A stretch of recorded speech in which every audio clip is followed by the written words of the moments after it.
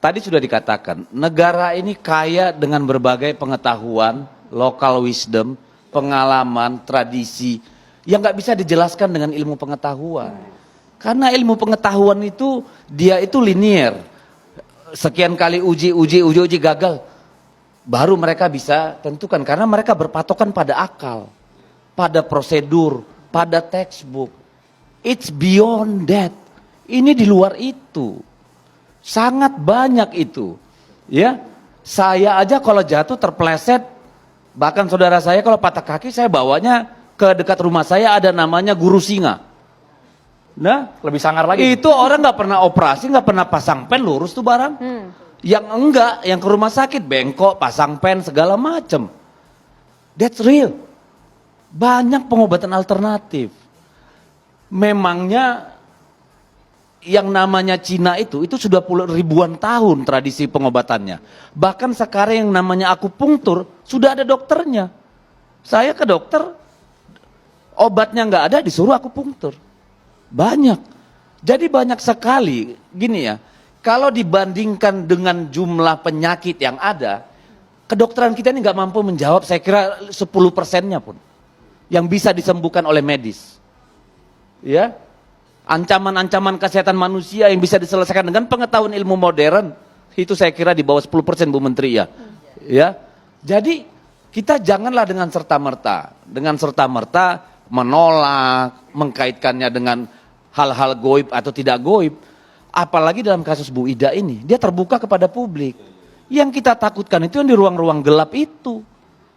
Itu yang harus kita perhatikan, yang berisiko di sana. Ini dilakukan di ruang terbuka, semua orang bisa melihat apa yang dilakukan. Come on, apalagi yang harus ditutupi? Hanya tinggal kerendahan hati kita mengakui hal-hal yang tidak bisa dikerjakan oleh medis, yang resmi, orang punya jawaban alternatifnya. Dan itu kita harus hormati dong. Iya kan? Bahwa medis belum bisa menjelaskan ya karena lemahnya akal. Tetapi yang dimiliki orang seperti Bu Ida itu anugerah dari Tuhan. Tidak ada yang terjadi di dunia ini tanpa kehendak Tuhan. Benar nggak? Kan gitu.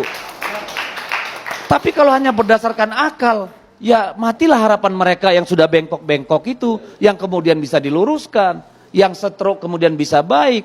Tetapi apakah dia jawaban dari semua? Enggak. Dia juga mengakui ada yang tidak bisa dia sembuhkan. Dia periksa, oh mohon maaf saya tidak mampu. Ada juga keterbatasannya gitu. Dan tadi kita sudah diberitahu dan dicerahkan oleh Ibu Siti Fadila, mantan Menteri Kesehatan kita, bahwa pengobatan alternatif itu sudah ada aturan SK menterinya. Nah sekarang kalau menurut Ibu Dokter tadi, ada perlindungan hukum segala macam, ini rumit ini barang ini. Kalau mau bikin, benar nggak Bu Dokter?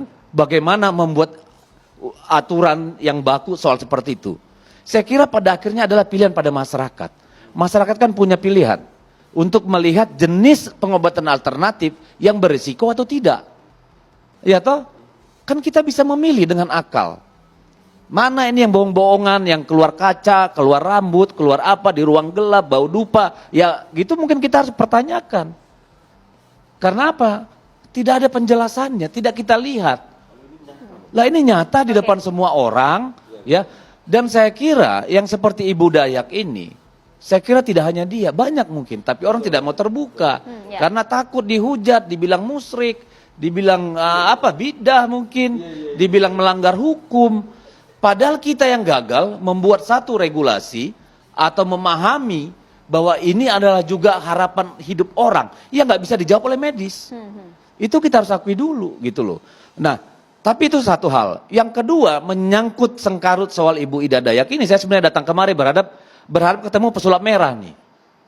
Karena ketika kemudian dia menyerang kelompok masyarakat di satu pulau, katakanlah suku Dayak, ya. Ingin saya sampaikan Ibu Ida ini tidak membawa-bawa Dayak loh. Itu branding yang diberikan kepada dia karena dia memang berasal dari sana lalu memakai katakanlah simbol-simbol Dayak. Tetapi kan dia tidak pernah bilang bahwa ini ilmu Dayak atau apa. Lalu yang namanya seorang pesulap merah ya mengeluarkan statement yang seolah-olah menantang-nantang, padahal tidak ada orang Dayak menantang-nantang. Harusnya ini dianggap sebagai satu karunia. Anda tidak percaya, silakan. Tapi jangan bunuh harapan orang yang berharap bisa disembuhkan melalui dia dong. Kan gitu. Ya, dan Baik, saya Bang Deddy. kira disinilah harusnya ilmu medis belajar, dan kita harus akui loh, harus akui bahwa banyak sekali penyakit atau penderitaan manusia ini di bidang kesehatan yang nggak bisa dijawab oleh ilmu medis. Berilah tempat itu, karena kalau tidak akan berkembang juga. Seperti saya bilang tadi, akupunktur, kapan baru diterima di kita? Sekarang kita pergi ke rumah sakit mana, sudah ada akupunktur misalnya. Ya, atau bekam, atau yang lain. Katakanlah tadi, dukun patah, pergendangan, dukun ini, dukun itu. Dan semua terbuka. Jadi marilah kita coba melihat dan memilah-milah lah. Jangan langsung mengeneralisir bahwa segala sesuatu di luar medis sudah pasti salah. Ya, sudah pasti bertentangan dengan keyakinan medis misalnya gitu ya. Sepanjang itu tidak membahayakan nyawa manusia, ya. Kalaupun tidak menyembuhkan, minimal itu sudah mengobati perasaan orang karena orang berusaha. Nah, benar nggak? Karena banyak orang itu kan namanya apa namanya itu Bu? Ekspektasi ya. Orang kena stroke, harapan, terus nggak bisa ngapa-ngapain, dokter udah nyerah. Ya udah suruh apa namanya terapi aja.